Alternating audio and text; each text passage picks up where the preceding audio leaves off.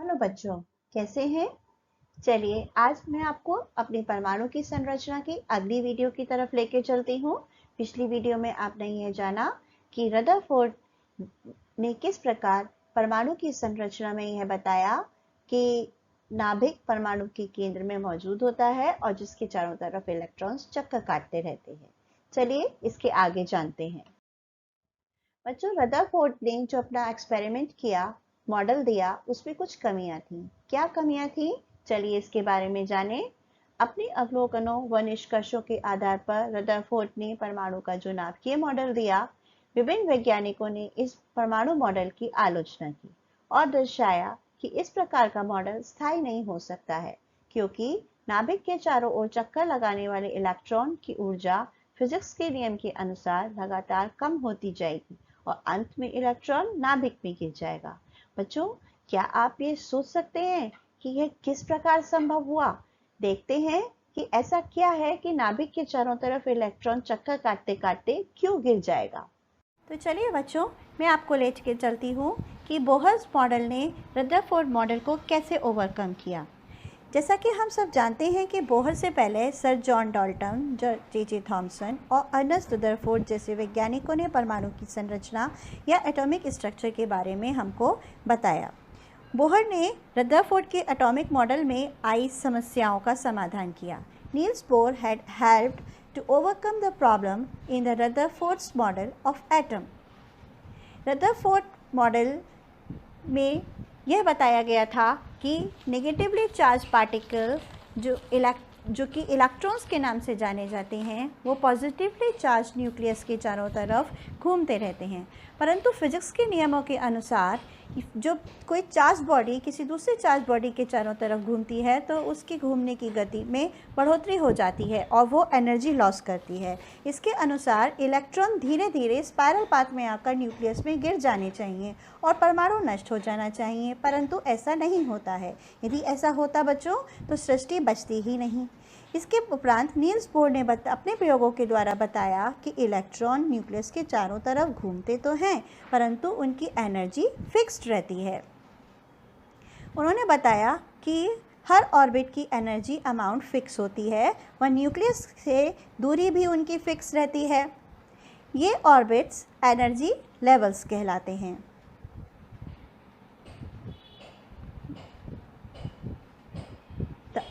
ये orbits energy levels कहलाते हैं। इन एनर्जी लेवल्स को उन्होंने के, एल, एम, एन के नाम से बताया।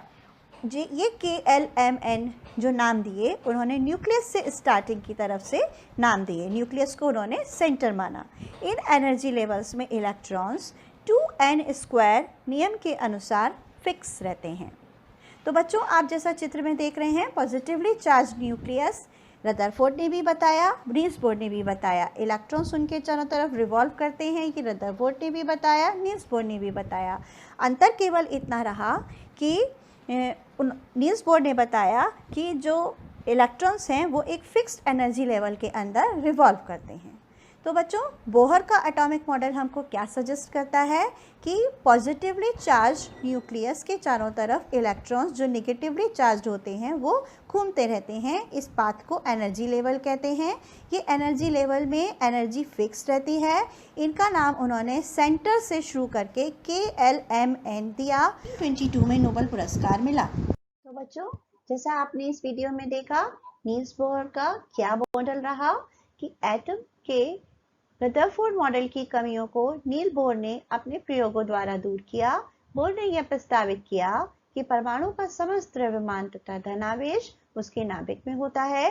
इलेक्ट्रॉन नाभिक के चारों ओर स्थिर या अचर कक्षाओं में चक्कर लगाते रहते हैं। प्रत्येक कक्षा में किसी एक निश्चित संख्या तक ही इलेक्ट्रॉन हो सकते हैं।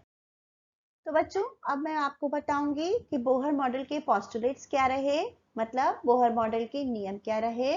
नंबर 1, किसी परमाणु में नेगेटिवली चार्ज इलेक्ट्रॉन्स धनावेशित या पॉजिटिवली चार्ज, यानी पॉजिटिवली चार्ज को हम हिंदी में कहते हैं धनावेशित, नाभिक को इंग्लिश में कहेंगे न्यूक्लियस, के चारों ओर रिवॉल्व यानी घूमते रहते हैं। मैं अब पूरा पढ़ूंगी। किसी परमाणु में नेगेटिवली चार्ज इलेक्ट्रॉन्स धनावेशित नाभिक के चारों ओर घूमते रहते हैं। दूसरा दिया, जिस पाथ पर ये इलेक्ट्रॉन्स घूमते रहते हैं उस पाथ को यानी उस रास्ते को डिस्क्रीट ऑर्बिट या एनर्जी लेवल या शेल कहते हैं। आप इन तीनों में से कोई भी एक नाम याद रख सकते हैं। ये एनर्जी लेवल के, एल, एम, एन के नाम से जाने जाते हैं।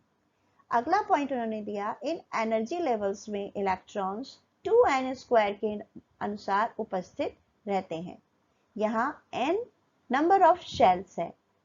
नंबर ऑफ शेल्स 1, 2, 3, 4 यानी k 1 रहेगा, l 2 रहेगा, m 3 रहेगा, n 4 रहेगा। तो यानी 2 into 1 स्क्वायर, 1 का स्क्वायर 1 रहा, 2 into 1 यानी 2 रहा।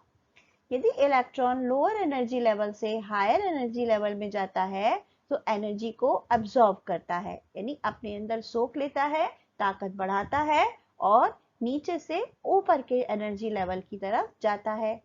और यदि उसको ऊपर से नीचे के एनर्जी लेवल की तरफ आना होता है तो वो इलेक्ट्रॉन एनर्जी को लूज करता है और लूज करके लोअर एनर्जी लेवल में प्रवेश कर जाता है।